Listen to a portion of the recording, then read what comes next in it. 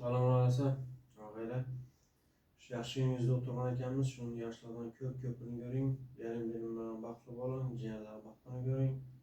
Shohi bolamiz ham ishlarini omad, to'ylar bo'laversin, to'ylardan xizmatda o'tish nasib etaversin, o'qishlardan ishlarini omad.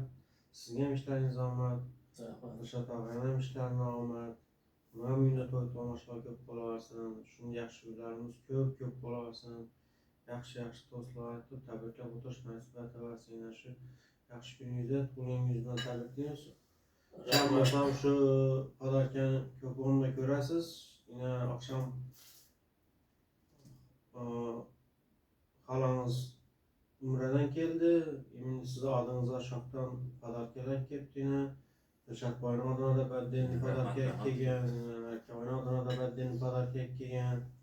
Sizlar ham shunday umralarga borib hoji bobo bo'lib o'tish nasib etsin. Rahmat. Endi men shu o'rinda bir gap aytib o'tmasam bo'lmaydi. 2026-yil 8-fevral kuni bir men uchun eng xursandli, eng yaxshi kun hisoblanadi.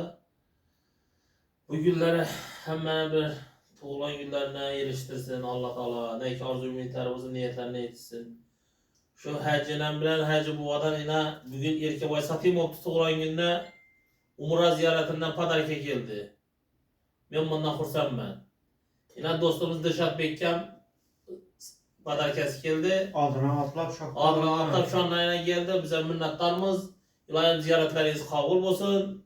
Bola chaqangizga baxtına sağlamon bo'linglar.